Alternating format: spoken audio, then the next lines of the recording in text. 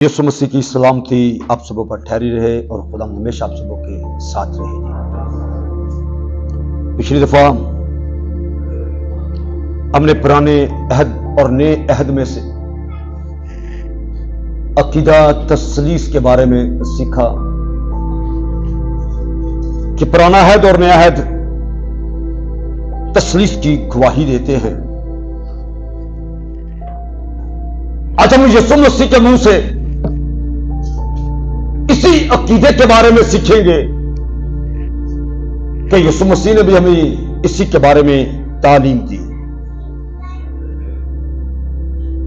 यूहन्ना की मार्फत लिखी गई इंजील उसका 14वां बाब और उसकी 16वीं एक आयत मैं आपके लिए पढ़ूंगा।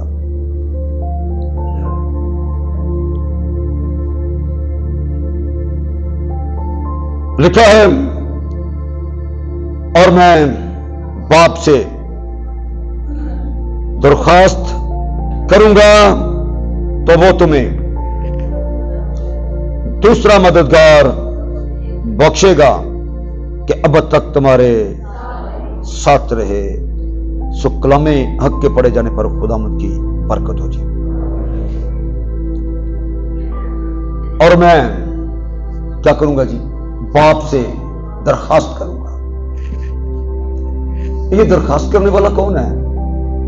बोले जी मेरे साथ। यीशु मसीह। मैं क्या करूंगा? बाप से दरखास्त करूंगा। दरखास्त किससे की जा रही है? बाप से, कि वो तुम्हें क्या करे? दूसरा मददगार बख्शे कि अब तक तुम्हारे साथ रहे। कितनी शफाफ तालीम, वाज़ेह अल्फाज के अंदर, यानी बाप और बेटा और रूह कुदस तीनों का जिक्र यहां पर वाज़ेह है। और यीशु ने ये बातें करके इन बातों की तस्दीक की है कि हर कोई अपनी तालीम को दुरुस्त करे।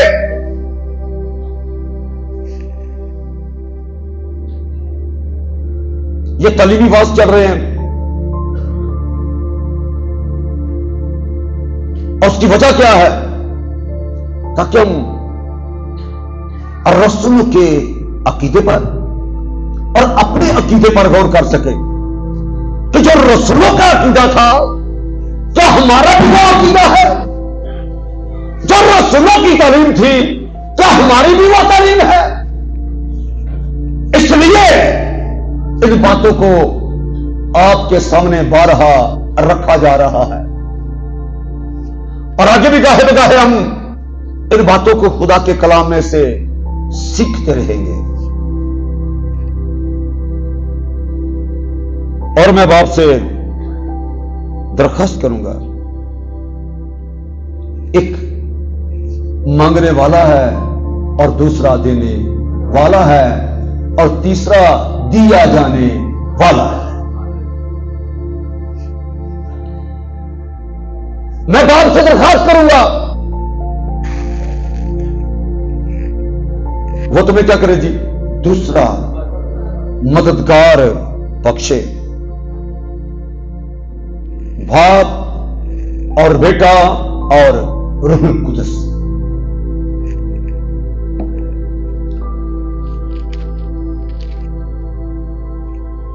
एक और हवाला सुन लीजिए। मैं कोशिश करूंगा ज्यादा हवाला जात को पढ़ा जाए ताकि मालूम हो कि ये सारी बातें किताबें मुक़द्दस की हैं। 15वां बाब,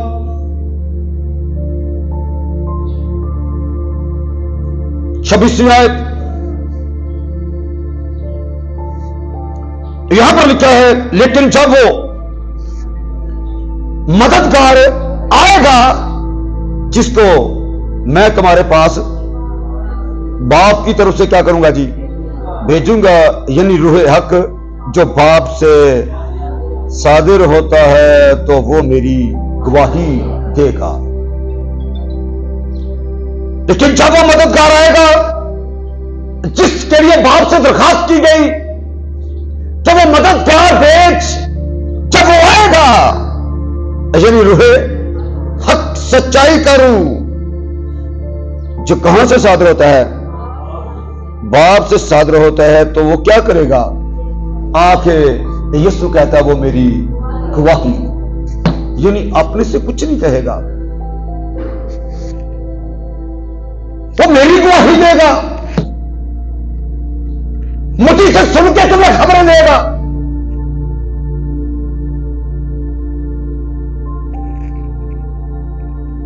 यहां पर भी लिखा है, लेकिन जब वो क्या करेगा जी? मददगार, कौन सा मददगार? जिसके लिए बाप से दरखास्त की, मैं बाप से दरखास्त करूंगा, तो वो मददगार क्या होगा जी? आएगा। जब वो आएगा जिसको मैं तुम्हारे पास क्या करूंगा? बाप की तरफ से भेजूंगा, यानी रूह हक जो बाप से सादर होता है। सादर का मतलब है चश्मे की तरह फूट निकलना।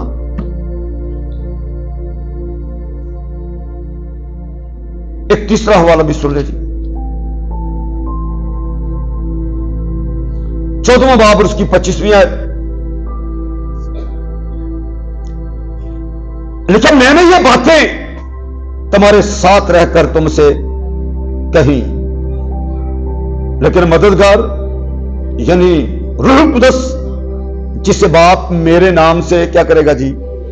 भेजेगा, वही तुम्हें सब बातें सिखाएगा और जो कुछ मैंने तुमसे कहा वो सब तुम्हें याद, मतलब नई बातें नहीं होगी, वही बातें तुम्हें क्या करेगा? याद दिलाएगा। कौन? रूह कुदस।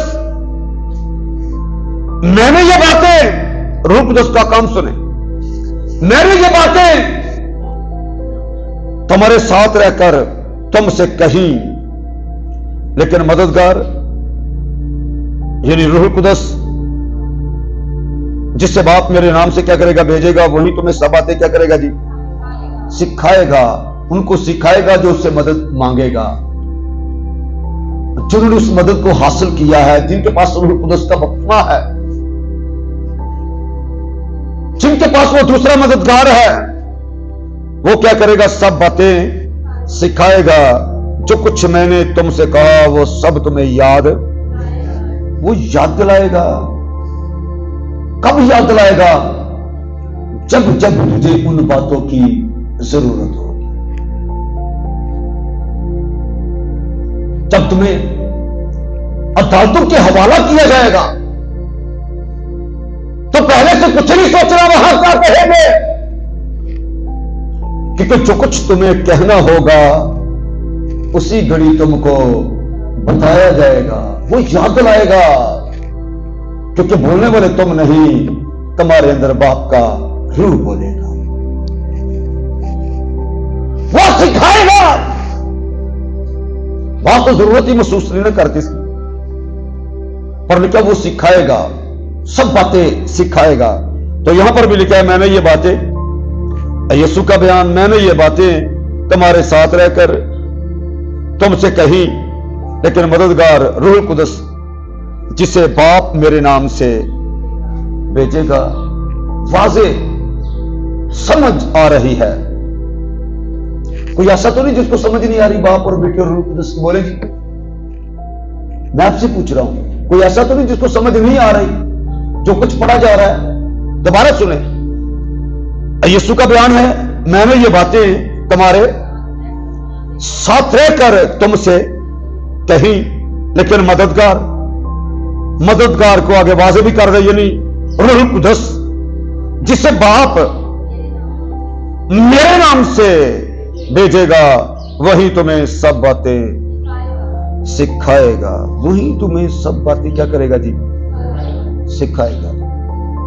तीनों अलग अलग,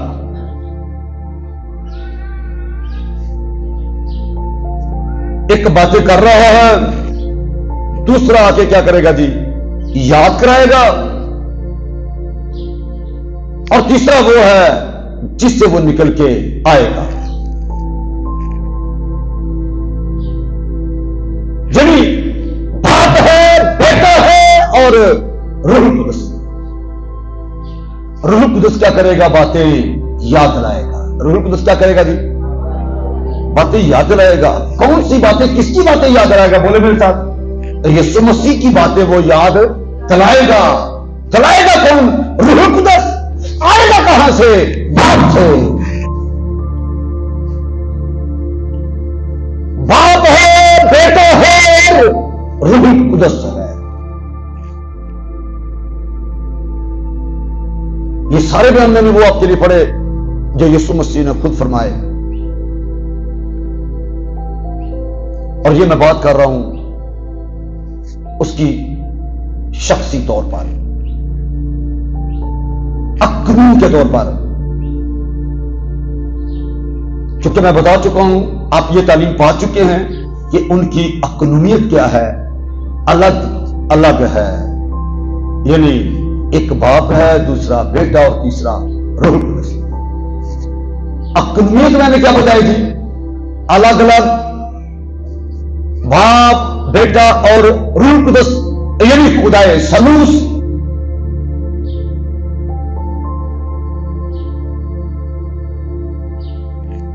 लेकिन रूह के एतबार से वो क्या है? बोले मेरे साथ जी, ऊंची आवाज में बोले, रूह के एतबार से वो एक हैं। एक होने के लिए भी जरा सुने, यूहन्ना की मार्फत लिखी गई इंजील उसका 14वां बाब। ये बातें, तालीमी बातें एक एक जिंदगी के लिए यकीनन बरकत का सबब है। 14वें बाब की 8वीं ऐसे पढ़ रहा हूं जी। लिखा है यहां पर, फिलिप्पुस ने उससे कहा, ऐ खुदावंद, बाप को हमें दिखा। आगे के लिए क्या यही? क्योंकि यीशु बाप की बात करता था। बाप ने मुझे भेजा और मैं आया हूं। जो कुछ बाप को करते देखता हूं वो मैं करता हूं। मैं बाप की मर्जी को पूरा करने के लिए आया हूं। जब यीशु हर बात में बाप का जिक्र करता था, तो यीशु मसीह का ये शागिर्द फिलिप्पुस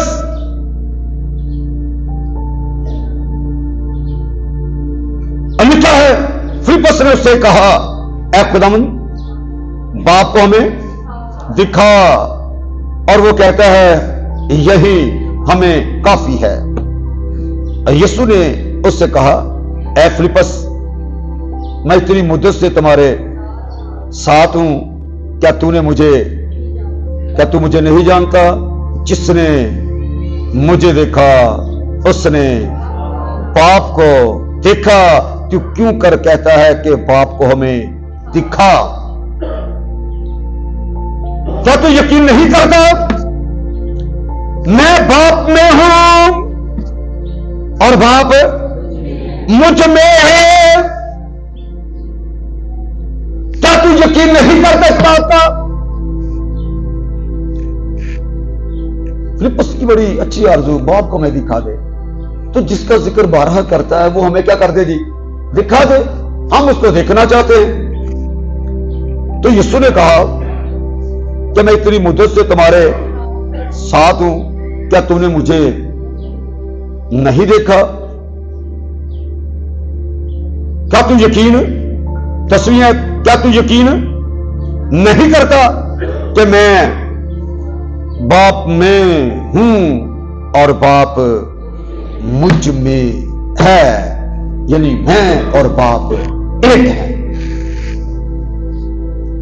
ये अक्नूनियत के एतबार से या रूह के एतबार से? बोले जी, अपने आप के लिए जरा तालियां बजा दे, आपको समझ आ गई। ये तसलीस, अकीदा तसलीस है। जब बात एक ही हो रही है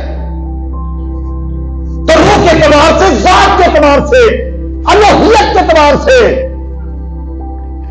और जब बात अलग अलग हो रही है तो ये बात अक्नूनियत के एतबार से, यानी शख्सी लिहाज से है। समझ क्यों नहीं मिलती? इसलिए नहीं मिलती कि वो ये समझते हैं, कभी तो यीशु ये कह रहा था कि मैं बाप से दरखास्त करूंगा, मैं दरखास्त करूंगा, बाप से करूंगा और वो तुझे दूसरा मददगार देगा। यानी यहां पर तो बाप और बेटा और रूह कुदस अलग अलग नजर आ रहे। जब यीशु ने बपतिस्मा लिया उस वक्त भी हमने सुना, देखा, क्या देखा कि यीशु बपतिस्मा लेके पानी के पास से ऊपर आया है तो रूह कुदस कबूतर की सूरत में उस पर ठहर गया और आसमान से यानी अफजल जलाल से आवाज आ रही है कि ये मेरा प्यारा बेटा है जिससे मैं खुश हूं। तो तीनों तो वाज़ेह नजर आ रहे हैं, लेकिन तीनों की वजाहत, तीनों का वाज़ेह नजर आना अक़लूमियत के एतबार से है, ज़ात के एतबार से नहीं, रूह के एतबार से नहीं है। रूह के एतबार से एक फिलिप्पस तू क्यों कहता है बाप को मैं दिखा दे? मैं इतनी मुद्दत से तुम्हारे साथ, क्या तूने मुझे नहीं देखा? जिसने मुझे देखा उसने बाप को देखा, क्योंकि मैं और बाप एक हैं। बाप मुझ में है और मैं बाप में हूं। यानी कलमे की ये खूबी है, मुतकलम से निकल कर भी उसके अंदर मौजूद रहता है। वो बाप में से निकला और आया, और वो बाप में क्या है जी? मौजूद है। ये 10वां बाब भी निकाले यूहन्ना की इंजील का,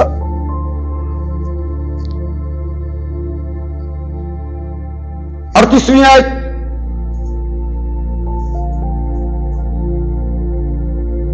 यहां पर लिखा है, लेकिन अगर मैं करता हूं तो गो मेरा क्या करता हूं? 37वीं ऐसे सुन ले, अगर मैं अपने बाप के काम नहीं करता तो मेरा यकीन ना करो, लेकिन अगर मैं करता हूं तो गो मेरा यकीन ना करो। मगर उन कामों का क्या करो जी? यकीन करो, ताकि तुम जानो और समझो। जानो और समझो, ये जानने वाली और समझने वाली बात है। और वो समझ क्या है? कि बाप मुझ में है और मैं बाप में। बाप मुझ में है, वहां पर हमने पढ़ा मैं बाप में हूं और बाप मुझ में है, और यहां पर लिखा है बाप में मुझ में है और मैं बाप में हूं। मैं बाप में हूं, और दोनों क्या हैं?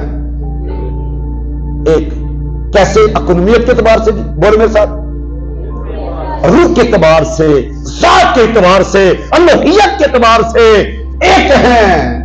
अक़लूमियत के एतबार से वो अलग अलग हैं। और यही लोगों की मुश्किल है, जो सही तरह से समझ नहीं पाते। यीशु ने कहा समझो और जानो। ये समझने और जानने वाली बातें हैं।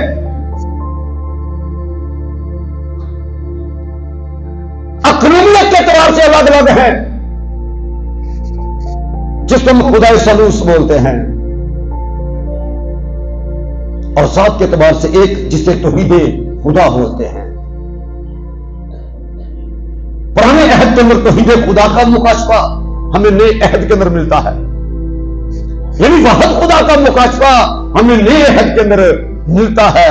कैसे? तसलीस की सूरत में। यानी अक़लूमियत के एतबार से, शख्सी लिहाज से वो तीनों क्या हैं जी? अलग अलग हैं, लेकिन क्योंकि रूह एक है, ज़ात एक है, इसलिए रूह के एतबार से वो क्या है जी? एक।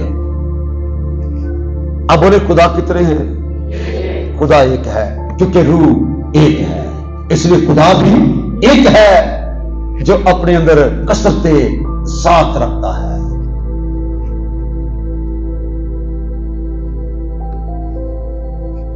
अब जरा मैं एक और पहलू आपको बताने लगा हूं। 6ठा बाब निकाले मेरे साथ जरा,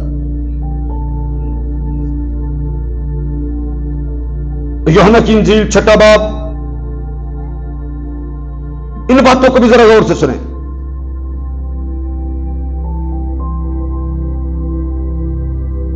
यहां पर लिखा है 44वीं आयत, यूहन्ना की इंजील 6 बाब 44वीं आयत, कोई मेरे पास नहीं आ सकता जब तक बाप जिसने मुझे भेजा है उसे खींच ना ले, और मैं उसे आखिरी दिन फिर जिंदा करूंगा। कोई मेरे पास नहीं आ सकता जब तक बाप जिसने मुझे भेजा है उसे खींच ना ले, मैं उसे आखिरी दिन क्या करूंगा जी? जिंदा करूंगा। और यह बात गौरतलब है, कोई मेरे पास नहीं आ सकता। यहां पर वजाहत की जा रही है, और यीशु ने अपनी जमीनी खिदमत में भी यह कोई मेरे वसीला के बगैर बाप तक पहुंच नहीं सकता। इसमें यह वाज़ेह किया जा रहा है कि वो जो बाप में से निकला और दुनिया में आया, जमीन पर रह के ये बातें कर रहा है, और वजाहत की जा रही है कि वो आसमान पर है और मैं कहां पर हूं जी? जमीन पर आया कहां से है? बाप में से निकलकर अक्लियत के एतबार से जब वो मुजस्सम होकर आया, कलमा मुजस्सम हुआ, उसने पकड़ लिया, इंसानों के दरमियान रहा, और क्या लिखा? हमने उसका ऐसा जलाल देखा जैसा बाप के इकलौते का। और यहां पर वाज़ेह किया जा रहा है कि वो कहां पर है और मैं कहां पर, अलग अलग। फिर देखिए जरा गौर से, एक और हवाला सुने जरा, 7वीं बाब में से 33वीं आयत। यीशु ने कहा, मैं और थोड़े दिनों तक तुम्हारे पास हूं, फिर अपने भेजने वाले के पास चला जाऊंगा। कुछ समझ आ रही है बात की? मैं थोड़े दिन तुम्हारे शागिर्दों को यह बताया गया कि मैं थोड़े दिन तुम्हारे पास हूं, फिर क्या करूंगा जी? अपने बेचने वाले के पास चला। वजाहत की जा रही है वो कहां पर है और मैं कहां पर। वो आलम वाला पर है और मैं कहां पर हूं? जमीन पर। कैसे? फिर बताऊंगा।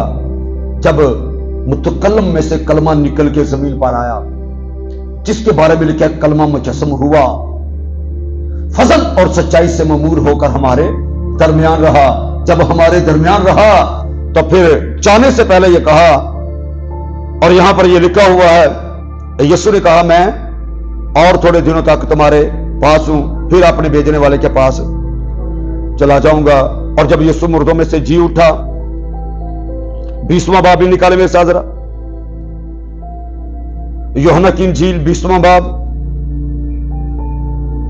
उसकी 17वीं आयत में लिखा है, यीशु ने उससे कहा, मुझे ना छू। मरियम को कहा, मुझे ना छू, क्योंकि मैं अब तक बाप के पास ऊपर नहीं गया, लेकिन मेरे भाइयों के पास जाकर उनसे कह कि मैं अपने बाप और तुम्हारे बाप और अपने खुदा और तुम्हारे खुदा के पास ऊपर जाता हूं। कहां पर जाता हूं जी? ऊपर जाता हूं, जहां से वो आया था वहां पर ही वापस जाता हूं। बाप और बेटी की जो अकलूमियत है उसको क्या किया गया यहां पर? अलग अलग। बाप और बेटा अलग अलग होके तसलीसी अकलूम है। तीनों अकालीम जुदा जुदा हैं,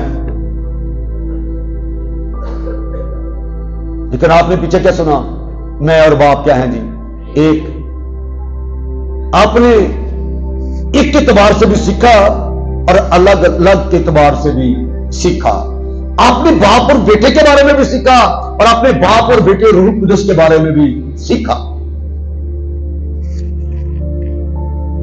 यीशु मसीह के मुंह से तस्लीस की वजाहत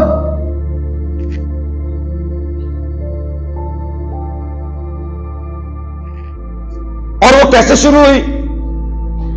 आपने ये 14वीं बाब की 16वीं आयत से सुना, जरा दोबारा सुने।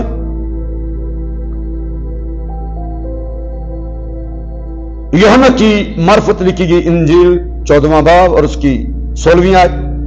और मैं बाप से क्या करूंगा जी? दरखास्त करूंगा, वो तुम्हें दूसरा मददगार बख्शेगा। मैं बाप से दरखास्त करूंगा, वो दूसरा मददगार तुम्हें बख्शेगा, ताकि अब तक तुम्हारे साथ रहे।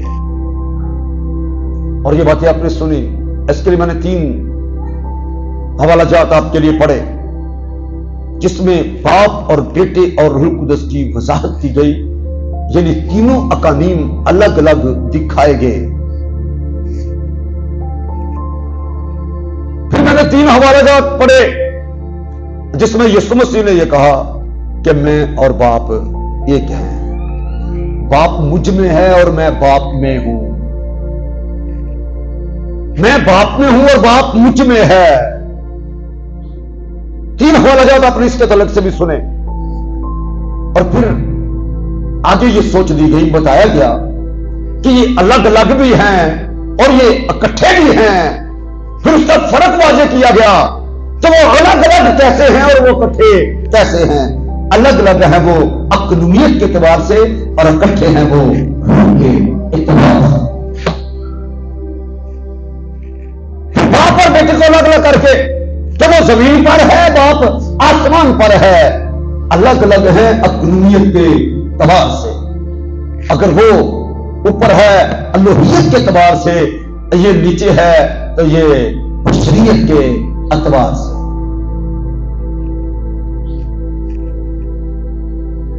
अब ये सारी बातें जो आपके लिए की गई हैं, इन सारी बातों से जो वाज़े हुआ है वो ये है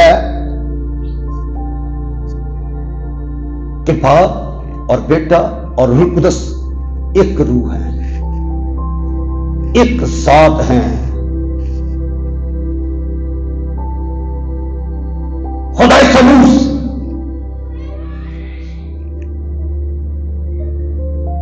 और फिर बाप और बेटे और रूह कुदस को अलग अलग बयान करके यह सिखाया गया है कि ये तीनों अकानीम क्या हैं? अलग अलग हैं और ये कसरत ज़ात हैं, खुदा की अपनी जाती कसरत है। आमीन। अगर जिस खुदा को तुम मानते हो उसको सही तरह से ना समझोगे, ना जानोगे, हमेशा की जिंदगी से दूर रह जाओगे। सारी चीजें जानने से जुड़ी हुई हैं। समझो और जानो, जानो और समझो। क्या जाने? ये जाने कि एक साथ बाप और बेटा और रूह कुदस एक साथ, एक जात से बाद एक रूह है।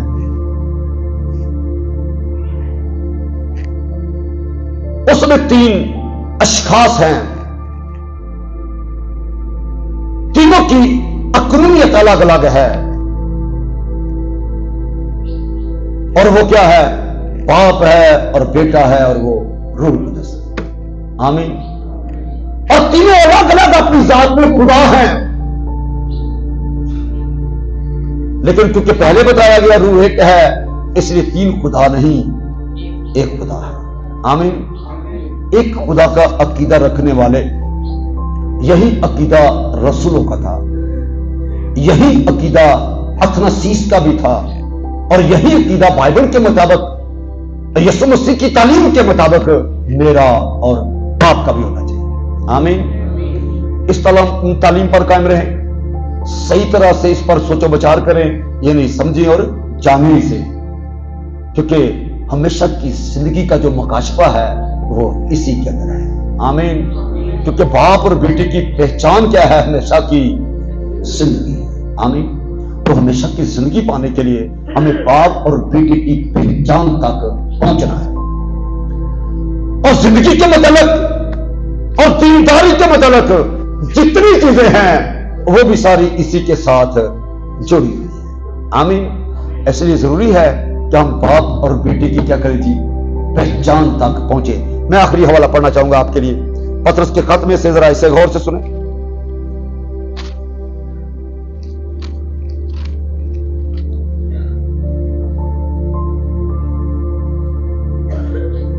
पतरस का दूसरा मुखत